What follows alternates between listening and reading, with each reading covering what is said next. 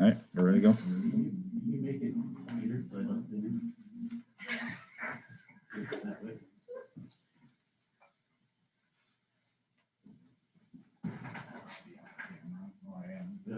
Right. You have something in your eye. Right here.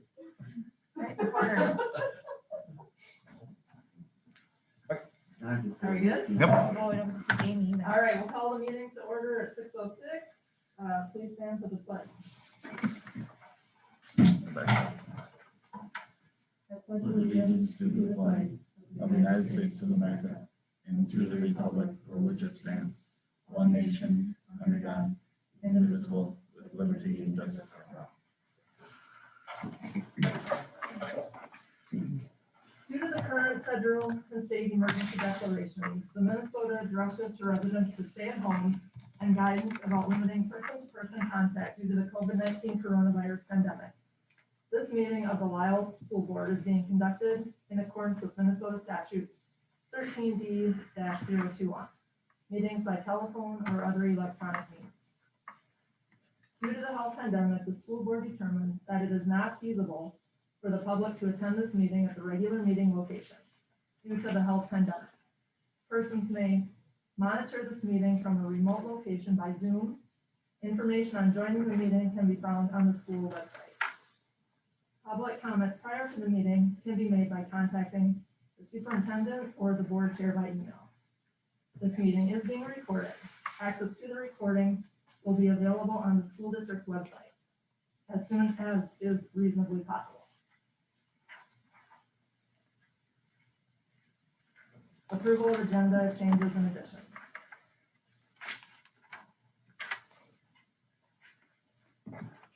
Approval of the agenda. I make a motion to approve the agenda. Carl, Wendy. All those in favor? Aye. Aye, opposed? Aye. I just say, in fact, unmute Krista. Aye. She's unmuted. Aye. Hello. Hi, Kristen. Hello. Approval of the minutes. A, consider the approval of the minutes of school board meeting October 21st, 2020. Make a motion to accept. Carl, is there a second? Dave, all those in favor? Aye, Aye. opposed? Consider the approval of the minutes of the special school board meeting on November 12th, 2020. Make a motion to accept the minutes. Carl, I'll second it. all those in favor? Opposed? Aye. Item 5, consent agenda. Is there a motion to approve the consent agenda? Wendy, is there a second? I'll second it. Dave, all those in favor? Aye. Aye. Motion passes. Community reports, highlights and recognitions.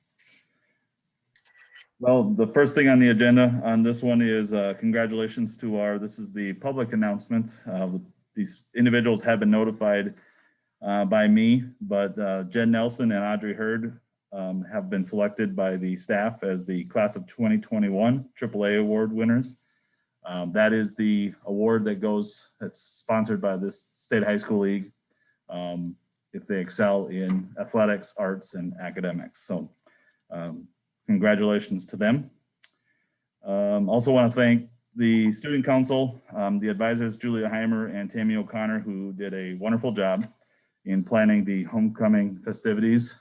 There are many parents, community members that also played a huge part in the success. As crazy and different it was, I think it was a fun week for the students, a memorable week, and hopefully, I know the parade was a success, and hopefully we can, do more of that in the future. And the third thing that I added was the congratulations to the LP football and volleyball teams. Despite all the obstacles that they faced this year, the chance they were not going to play, and then they got to play, and then this and that. So they had a great season. I know they had a lot of fun, and appreciate their efforts, especially to the seniors who, very unorthodox season, the last, career ending, but congratulations to them and thank you for instilling their legacy into our programs.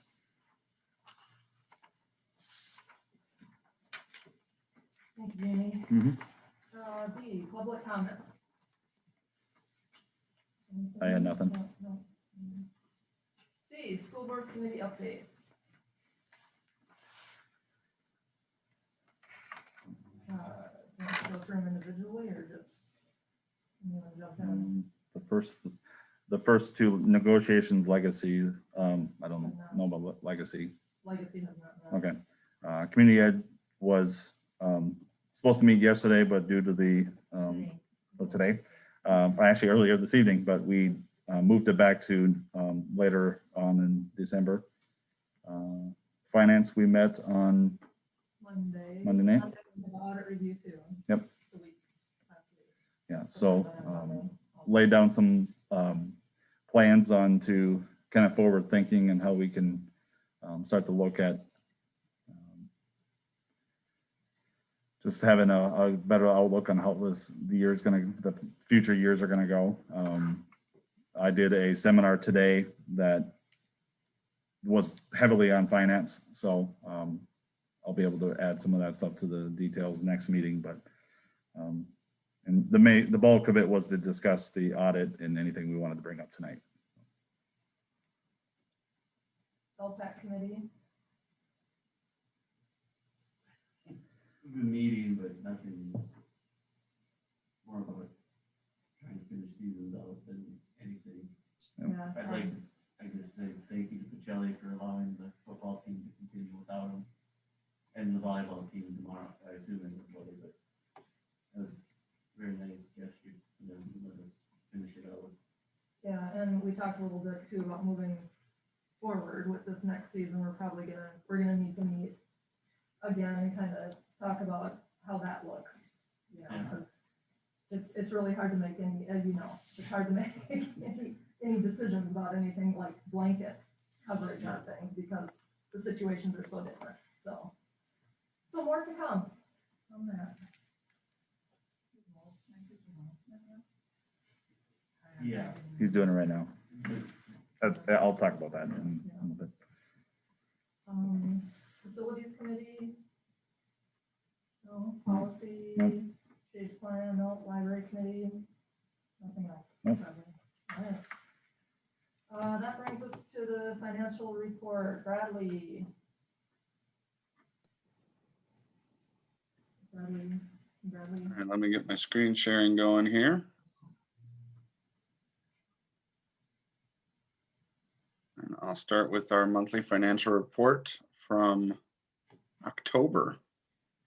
So our revenues year to date are tracking well with in comparison to our budget. Our revenue numbers are up over previous years, and that's both a good thing and to be expected with our modest enrollment increases. That has been a great thing for us. Also, our operating referendum kicked in to show some growth for our fiscal year 21 revenues. So we'll be getting more in general education aid and more in property tax revenue, thanks to the referendum that was passed a year ago. Looking at our expenditures, our comparisons to budget are also tracking very well. We're actually under budget a little bit in comparison to our previous years, which is a nice place to be. Definitely going to be an unusual year as everything shakes out with all the extra expenditures for PPE and cleaning supplies and all sorts of different things to try to keep everybody safe here through the first semester. And hopefully we'll be getting back relatively soon and start using all that stuff again. So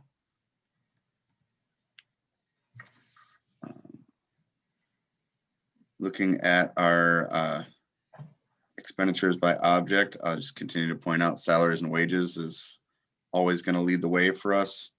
And you see those three years of percentages there, 18.3, 18.64, and 18.14. We're basically right on the nose for where we're supposed to be this time of year. So that's good news. Flipping on to the next page is our other funds. And our food service, we had a delay getting our summer food service program application approved. And that finally came through for us earlier this week. So Betty was able to submit some claims for our September and October meals. So the next time we talk about food service, that revenue number is going to jump up quite a bit because we'll get 2 months worth of meal claims received here in November. So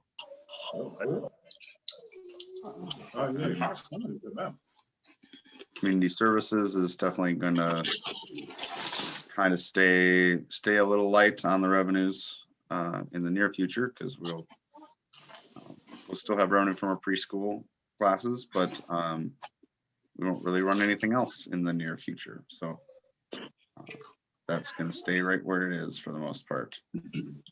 In our debt service fund, we will have our next payment that's due on February 1st. So we'll make that payment in around the middle of January, just to make sure we've got enough time to get the payment to clear the banks and all those things. So last thing we need is to be late on our debt service payment and get in trouble with the bondholders. So any questions on our month year-to-date budget report?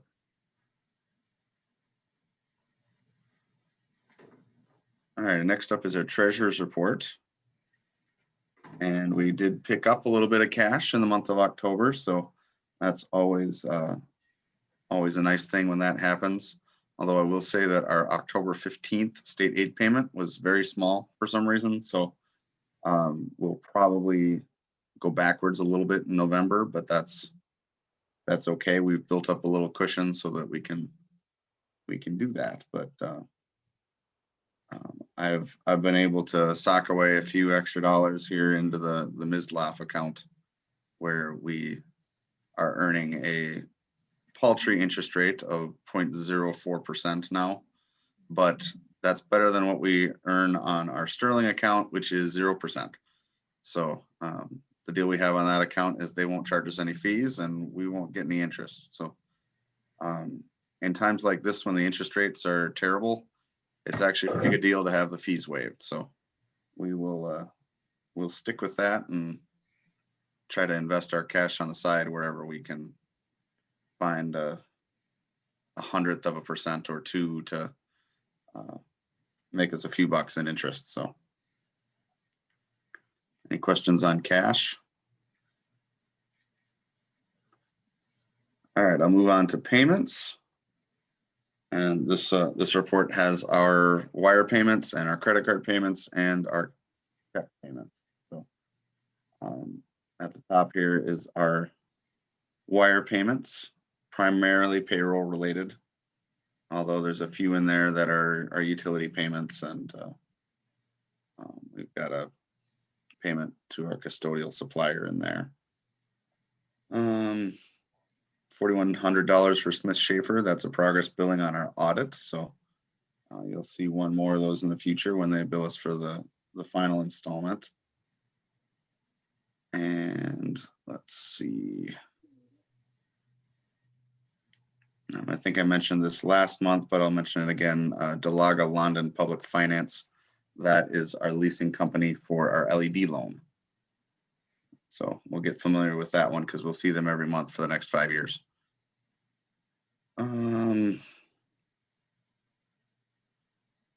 Carrie asked me about a couple of these, so I'll make sure I point them out as I see them. The Alchemy Sound and Vision is for that the television that you can see my smiling face on right now. That included the equipment and the installation of that as well. Then Second gear is for some laptops. The City of Lisle there for $6,200. That's a year's worth of water and sewer. Then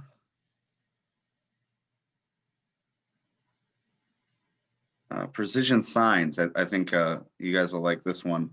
That's to repair our sign out front of the building that for quite some time has been on the fritz.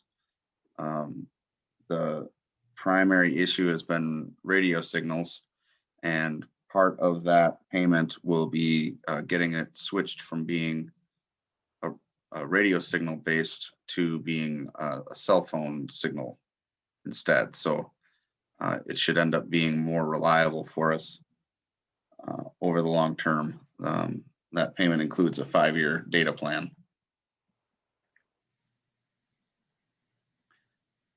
Then Riverland Community College, that is our fall semester PSEO payment. And SEMA equipment, we had our lawnmower retrofitted for the winter time, so it's all ready to go now as a snow blower. So that one's all about.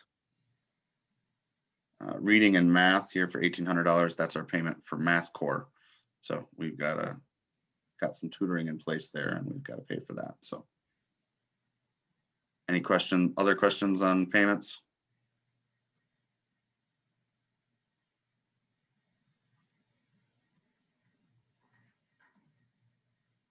Nope. You typically take a motion on this one. So I'll make a motion to accept. Is there a second?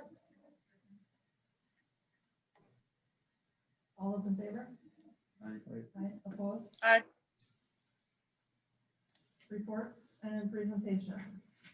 A, audited financial statements. Andrew with Smith, Schaefer and Associates.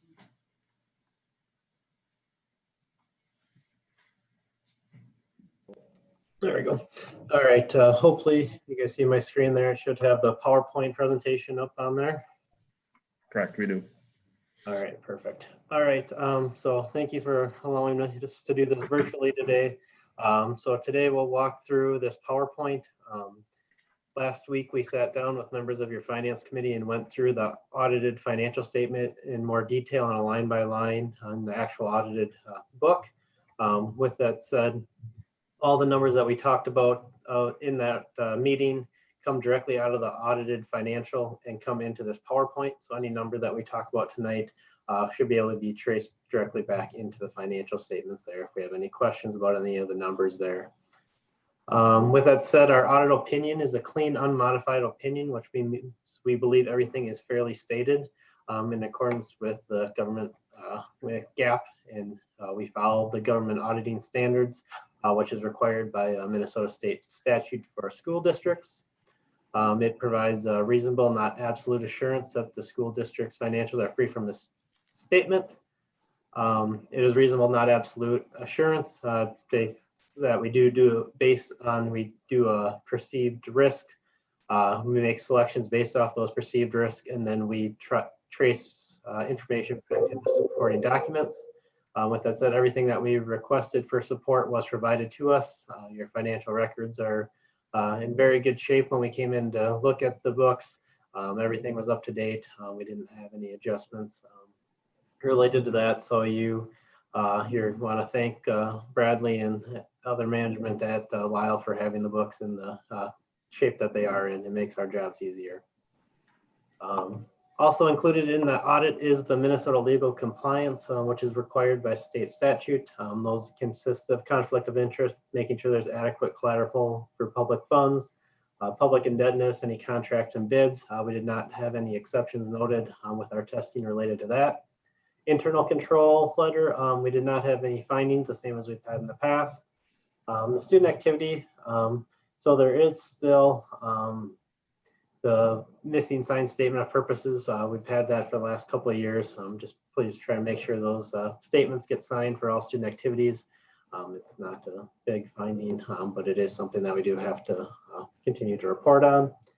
And then there is the audit committee letter, which this year does have the change in accounting standard. It is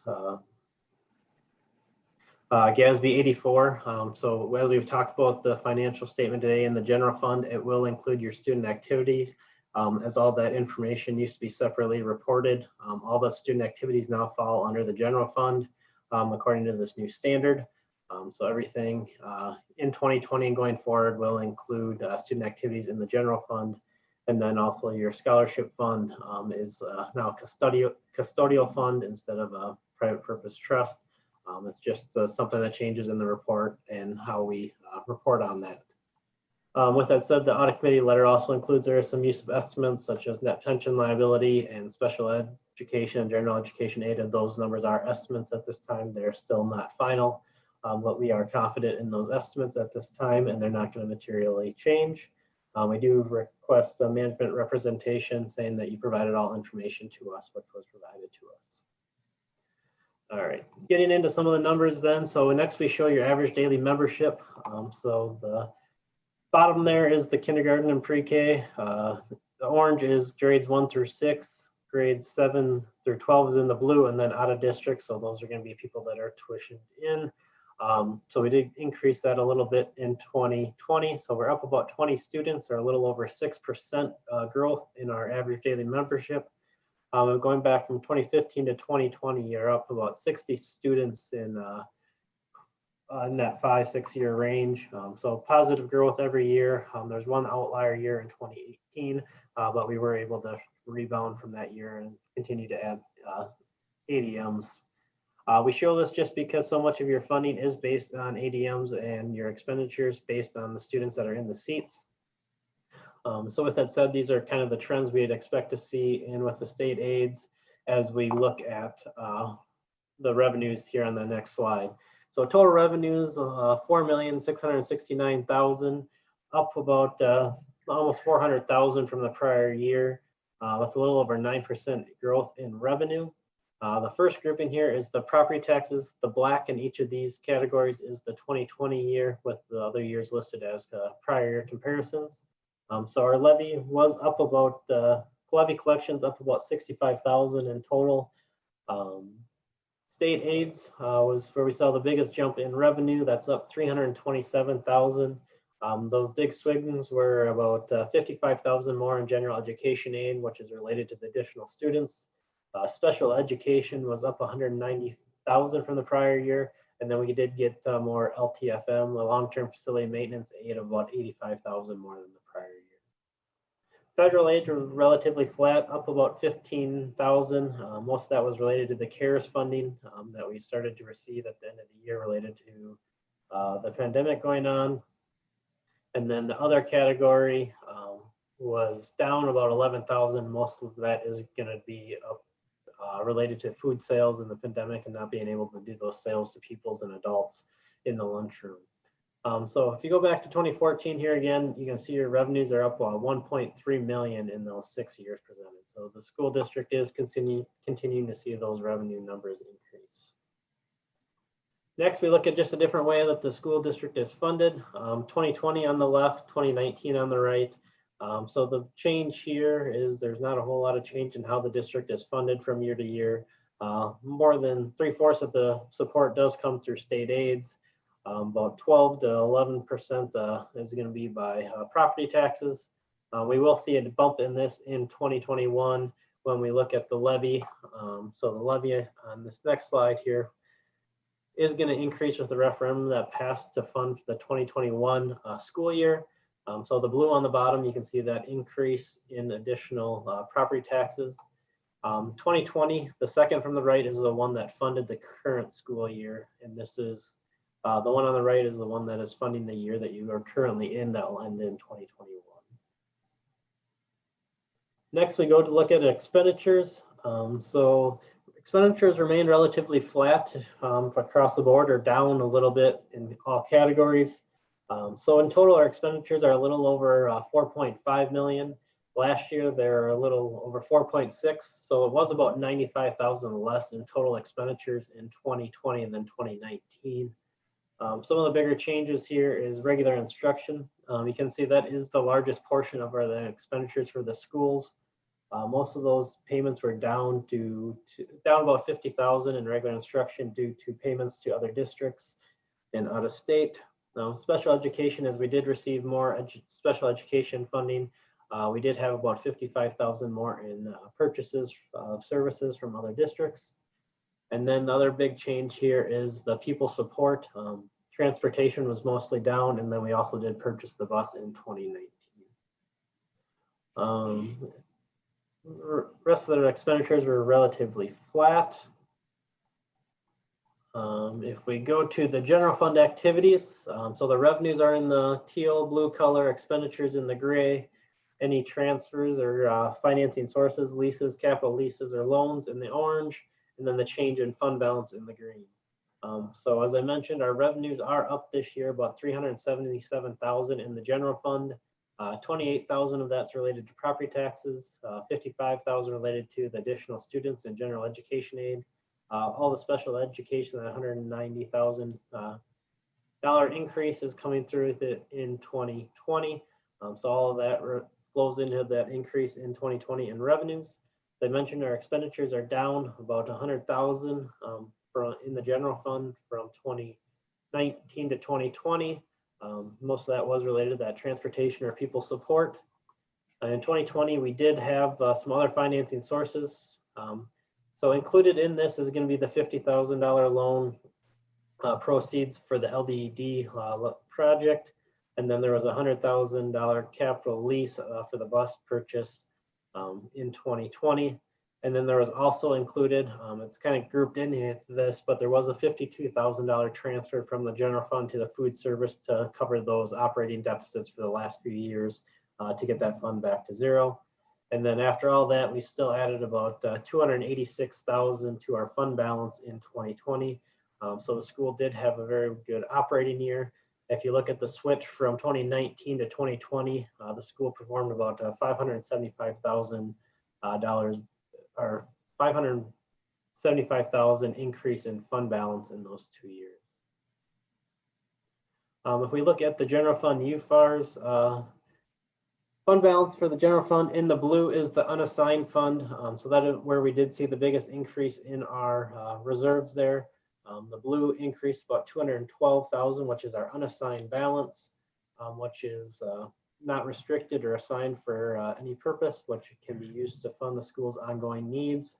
The green is some assigned funds we'll look at. We have a slide coming up on what those funds are for. And then also with the restricted and non-spendable, we did see an increase in that with bringing those student activities on in 2020. So if we look at the general fund restricted numbers there, we have the operating capital first. So there's about 70,000 set aside for operating capital. So we did use some of those reserves in 2020. Safe School has about 20,000. Basic Skill has about 12,000 to be spent. LTFM, with that additional funding, we did use some of that deficit.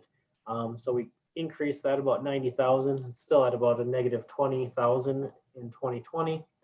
Achievement Integration Aid, those funds were allowed to be carried over due to the pandemic. And then the other change there is student activities, which is about 28,000 that now is included as part of the general fund restricted fund balance. In the assigned fund balance amounts, so there's a little amount for athletic fundraising and agriculture. In the prior years, we had funds set aside for transportation and insurance recovery. Next, we go on to the food service. So the revenues in the blue, expenditures in the yellow, transfers in the green, and then change in fund balance in the purple. So our revenues are down about 19,000. 16,000 that decrease is related to sales to pupils, adult pupils, which is down about 16,000. So we did switch over due to the pandemic. We did lose some revenues there, but then we switched to the summer food program, what gave us a little bit higher revenues coming in. So our federal sources were up a little bit, relatively flat, as we'd expect them to be down just with the meals, the change in the way the meals were played out. Expenditures are down about 22,000 due to salaries and food. And then I did mention we have that $52,000 transfer coming in from the general fund. So before the transfer, this food service operated at about a $25,000 deficit when we're comparing our revenues to our expenditures. So there is a $25,000 deficit this year, 27,000 of deficit that had carried over from 2019 that were zeroed out. So we do end the year with no reserves in the food service fund balance. Next, we look at the community service. Once again, these revenues are down for the levy and the ECFE state aids coming in. This fund pretty much operates on the break even. So we did pretty much break even. We added about 1,500 to our fund balance and operations. We did see a little increase in our expenditures. Most of that was related to a travel chargeback that had not been done in prior years. So if you look at the UFAR's community service fund balance amounts, we have a slide here. So the orange column here is going to be your ECFE, school readiness, and community education. And then the restricted community service dollars are in the blue. On the next slide, it shows where those funds are in those changes. So community education has about 25,000 in reserves. ECFE has about 70,000. School readiness is at a deficit about 2,000, and then about 2,000 in the community service fund. Debt service, there's about 93,000 set aside for future payments. As funds come in and we make those payments, we'd expect this fund to remain relatively consistent. Next, we look at your district and school administration and support services. So the way this chart works is if you go back and remember the average daily membership of 320 students, we take your expenditures and divide them by that 320 to get a per ADM cost. The green column is going to be districts of ADMs of 0 to 499 and the state average in the yellow. They are comparison to 2019 as those were the latest information available to us. So with that, our revenues, our expenditures were pretty flat in both the district admin and support services. So those additional 20 students did drive down our costs a little over $150 per student, just with those additional students that came in. Regular instruction, our expenditures were down and then our ADMs were up. So we are below districts of similar size and state average this year. So that is down about $500 per ADM just with those cost savings there and additional students. Special education, it's not the best indicator across school districts, but we put it out there just kind of as a benchmark to see where you guys are at. So you can compare to other districts. You are right in between or right at districts of similar size and a little below that state average. Pupil support is down in 2020 as with transportation costs being down and the purchase of the large purchase in 2019 for the bus. So that dropped back down to right about the district's similar size and state average. Sites and buildings, once again, it's not the best comparison across all the different districts and districts of similar size. Just based on your location, you guys have one location, so your costs are below districts of similar size. You don't have to fund 2 schools, and then you are a little bit above the state average. But a lot of those are the fixed costs. That doesn't matter how many students they have, so the state average can spread those out against more students. So total general fund, with the being down about 100,000 in expenditures and those additional students, you're down more than $1,100 per ADM as you are being conservative with your expending there and watching your costs. So you did drop below districts of similar size and state average. Food service, with those expenditures being down, so is our per ADM cost. So we're right at districts of similar size. Then we look at just a brief summary here. So the general fund increased their fund balance by about $286,000 in 2020. The general fund transferred $52,000 to the food service to cover the operating deficits in 2019 and 2020. The UFAR's general fund unassigned balance is at $343,000 or 9.1% of current year expenditures, general fund expenditures. So we did increase that in 2020. And then the food service expenditures exceeded revenues by 25,000, and it received that transfer of 53,000 to get that fund back to zero. And then the community service revenues exceeded expenditures by about 1,500, and there's a little less than 95,000 set aside for future community service funds. I know I went through that pretty quickly. Is there any questions on anything I went through or any other additional comments?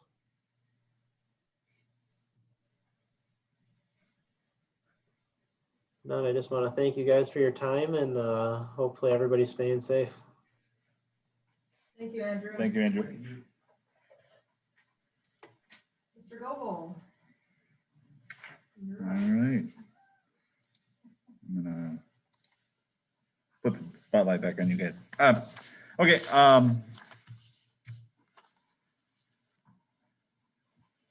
Okay, just a couple of things that I have for you tonight, starting at the top of my sheet. We are, as of this past Monday, we went into distance learning, K-12 or pre-K-12. And I got a couple of notes to talk about that. One, the community will start to see, we'll continue to see our buses and our vans out in the public. We need to keep them, you know, the oil moving in them. So just to make sure everything's working well. Obviously, it's not going to be as excessive as it normally is, but just to keep the buses and the vans moving. Our enrollment, just before the meeting tonight, I looked at our enrollment compared to last year. We are very similar to where we were in April. K-12, we're currently at 290, and last year in April we were at 289. So we're still holding steady despite some of the families that have gone homeschool, you know, the students that have gone to the ALC due to, you know, credit recovery and things like that. So pleased to see that we're holding steady on that. The grant that we applied, the big one from the federal grant, the most of the items have been either purchased or installed. We do have until the 30th of December to get those in our hands and the money drawn and paid for. There's just a few items, the bigger things that are taking some time to get them installed, and the ionization, the fountain, the water drinking fountains, items like that. But Bradley and I and Betty are working on getting those and keeping tabs on there. If there is a delay, we will have to make some adjustments as needed and go from there. Right now, I don't know now on to the governor's message. The governor, if he's not finished, he started at 6 o'clock. I got an email from MDE about 5:30 this afternoon, 4 o'clock actually. So basically starting Friday at 11:59 p.m. So basically midnight into Saturday.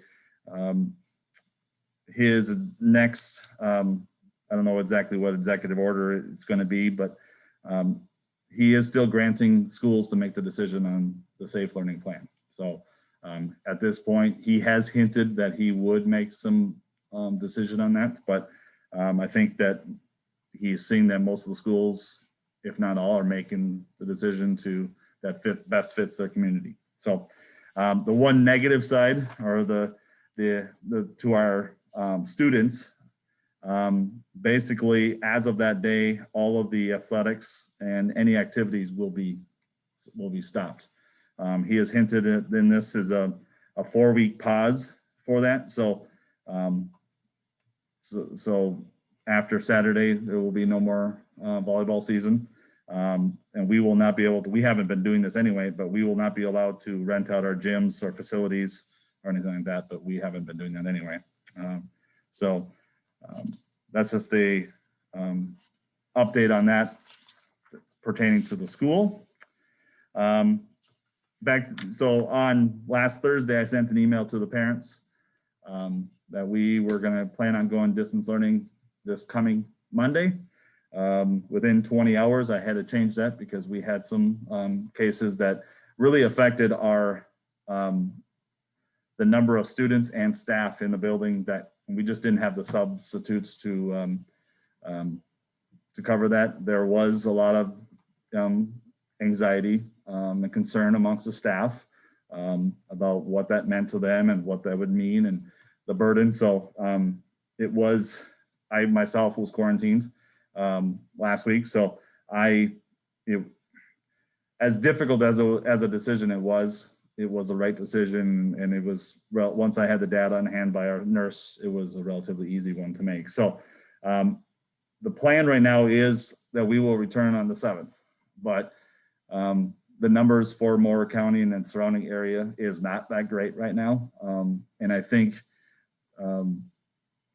I will be making a decision fairly soon. I think that that the entire month of December, we might be distance learning. So I just, I commend the staff and the parents and rightfully the students who have adjusted this. And I think the date that is relatively sticking out there is January 15th as a return date.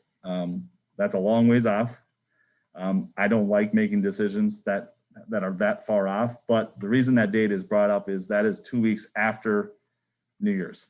And if there are families, not necessarily here in Lisle, but in talking with other soups, they've talked about that they have families who are going to Florida, Texas, Colorado, South Dakota, and South Dakota is a hotbed right now. So for them to go, they still would have that 2 week time period where the incubation, if there was any exposure, would kind of filter through, and maybe we could start back up cleanly again. And I think the staff has not talked about what that will look like. If that is extended in the month of December, we will be talking about what changes, if any, we want to make to our plan. If that's a possibility of bringing the high school back an additional day. We have not talked about that. I haven't even posed that question to them, but that will be something we will consider. Yesterday, we started our lunch. We sent out some letters to our lunch program. And this message, we are going to be delivering to our parents, or to the houses. Bradley and I talked extensively on this. We felt it was this is the best way to get the food in the hands of our students. So especially with the program right now, the summer program, I think it's a benefit, financially for us. I don't like using the word benefit for that, but it's not as expensive as it would be. It is free for the parents if their children are 0 through 18. So just today we delivered 28 meals and 16 meals were picked up. So as quickly as that message got out, we had that many parents who returned it. So that was a good thing. For the last, several years, we've been using a texting delivery system to our parents. The main issue why we are wanting to move to the parent portal side of things is right now Heather is the only one that can send that stuff. And if she is absent, and Betty too, if they're absent or at home and we need to get a message out to the parents, Corey or I have to call Heather. She's got to come in and do that. So we want to eventually move everything to the parent portal, because then I can do it. If I'm back home in St. Cloud, I can do it if I need to. So, But it would still come out as a text message. yes, it'll come out as a text. It'll come out as an email. Parent portal will be. So what happened was we realized last week that we sent out something, and that you saw there was some confusion on email, on Facebook, that I didn't get the message. Right. Oddly enough, I got the test message, but I didn't get the next message that I sent. So even though my system was working, it wasn't sending it to me. So we've got an issue in there, but we will use, because the communication is critical right now, we are going to continue using both systems, but eventually we want to phase the one out. Okay. So, but I will probably do a test with maybe some form of survey so parents can respond. So that way I know that they're getting it. And if there's some errors, so rather strange. And I guess the last thing I'm going to mention, just from a high school principal standpoint, is we are looking, the staff is looking at how we can do Fridays differently. Again, our Friday was to bring them in and bring that, build up the community and social gathering between them. Distance learning, we're not able to. So we are looking at our main focus then changes to support and guidance of the students so that they can, if they are struggling in their classes, they will get direct input from their teacher. If they need, even if they're D's or F's, missing homework, or if a student says, I need help on this, and they are an A student, they can still get that support. So this actually was driven by the teachers. So very thankful for them. They came up with the idea, and we talked this week, working out through the kinks. And So they're still gonna have to like log in on Friday or? the majority of, well, the plan right now is if they are getting their homework done and they are, how do I say this? If they are a student who is struggling, either grade wise, missing homework, they will be required to check in with their teacher in each of those grades, each of those classes. Okay. The ones who have their work done, it's an option for them to check if they want to check in with their teacher. But at this point, they would not have to. So it is an incentive to get their work cut up, and that's the way the teacher can focus on the ones who are So let's struggling. start this Friday then? Everyone is going to be required to sign in first hour because we're going to do more explanation with that, but Okay. it'll be December 4th when it officially So when, starts. okay, so when you say the 7th coming back, so that'll be that Friday they would come back then? The 11th? Yes, yeah. Okay. I'm not very hopeful again. Well, I know. I wish I could be, but our numbers, in just Mora County, There's like 50 something. it went, no, It's over 100. yeah, it went from 41 for several days and shot up to about in a 2-day period, we had over 400 cases in Mora Hmm. County. There was a glitch, right? Wasn't Yeah, there a there- glitch in reporting that maybe, but still. And that, I didn't hear about that. Might have Yeah, raised them up a little right. higher. But it is over 100 right now. So, Still. yeah. It's that. So that is all I have. Great. All right, thank you, Jamie. Thank you, All Mark. right.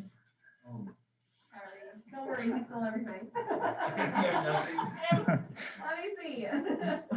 No, we, for elementary, we looked at report cards, and because of our model, it's just, we decided to kind of expedite the quarterly report cards, and we're doing semester report cards instead, just because of how our model is in the classroom right now. So we have online conferences signed up for tomorrow. So parents are actually logging in and doing either Zoom or phone call conferences tomorrow. And our teachers, They're off tomorrow. right? They are off, correct. There's no elementary tomorrow. There is high school and middle school. Yep, so there's no elementary, and then you unmuted me, sorry. Okay, conferences tomorrow, and then I know teachers are gonna go over some of the information on what their kids are doing in the classroom anyway. I did want to touch on a couple of things about switching over to the portal. Another big benefit of switching over is that we can put things in advance. So let's just say there was a snow day, for example, we can have it in multiple languages so that when it shoots out, it goes out in English, Spanish, and whatever languages we have in our building. So that's another benefit to having the portal. And then something else about the lunch forms is that a lot of families, we had kindergarten, second grade, third grade, fifth grade do a packet pickup. They just didn't get it out in enough time on Thursday. And so they've been getting these lunch forms, but it's really important for families to go online, get those filled out, call in. Is that what you're recommending, Heather, is to either call in, drop it off, mail it in, submit it online, the form, email email it to Betty. it, drop it off. just somehow get it in, because then we can get lunches out and delivered. I just think I'm blown away that our drivers are willing to deliver to people's houses. I had a parent pick up tonight, and the dad was like, wait, you'll come to my house? We're like, Yeah, yep, It's amazing. it's that amazing. you guys are doing- yeah, it's Amazing. great. It's- yeah, really But we great want to service for feed our kids. And I do have to say this, we have Cubs Club going on still for our tier 1 families. And I step into the gym a lot right now just to see what distance learning looks like. And it is amazing because the kids are spaced out they all have their own tables. They all have their headphones on and it is silent because they're all engaged in their online learning. And it's really fun to see the kids doing that. So it's working. It is 1,000 times better than the spring, but we gave the teachers a lot of time to plan for this. So they were ready. Great. That's all I have. All right, thank you, Tori. There we go. Sorry. Oh, yeah, I wasn't. Items for action discussion. A, consider the approval of audited financial statements for the year end June 30th, 2020, as presented by Andrew Smith Schaefer and Associates. Is there a motion to approve the financial statements of the audit? Wendy, is there a second? Carl, all those in favor? Aye. Opposed? Aye. B, Not opposed, consider the but I say approval aye. of bids for snow removal and van bus washing.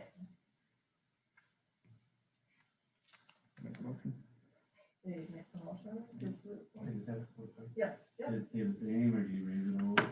I don't have it. Bradley, can you said it was one of them was similar, one was an increase of a little bit, I right? was just curious. Relatively, it wasn't. Yeah, that's fine. Not much of a big. Yeah, Bradley will talk. the charge for washing a bus is I'm up okay with it, I $5, just- Oh, here we go. but Sorry, other than that, There you they're go. the same. sorry, Bradley, can you repeat that? I had it on mute. The snow removal is the same. Okay. The van washing is the same. The bus washing is an increase of $5. Thank you, Bradley. It's nice that we have something close. Yes. Yes. We're very fortunate. Yeah. All right, so Dave made a motion to approve that. Is there a second? I'll second it. Carl, all those in favor? Aye. Aye. Opposed? Aye. Motion passes. C, consider approving the resolution of school board supporting form application to Minnesota State High School League Foundation. We do this for the last several years. This is allows us, it's a grant where we submit it. And if there's a student who wants to participate in activities and they are free and reduced student, there's scholarships for it. So, I'll make a motion. Carl, Dave, second. All those in favor? Aye. Opposed? Motion passes. School board comments. I just want to thank Amy and Corey. You're doing a great job. Thank you. Your job probably is not very fun right now. Because everyone's mad at you. So you're doing a great job. I feel very comfortable with you guys in leadership. So Thank you. Thank you. Thank you. Agreed. Appreciate it. Good. We feel good about it too. We get on each other's nerves, Oh, but, I'm sure. but it's usually my fault. I'll just put it Wow. that. No comment? All right. But thank you very much. Appreciate that. Any other comments? Anyone? All right. If there's nothing else, is there a motion to adjourn? I think the motion to adjourn. Okay. Is there a second? Steve, all those in favor? Aye. Opposed? Motion, meeting Chris is like out of the blue, it's like, adjourned. bye. Well, thank you, everyone. I know, it's like, oh. Chris is- Have a safe and wonderful Thanksgiving. Thank you, everybody.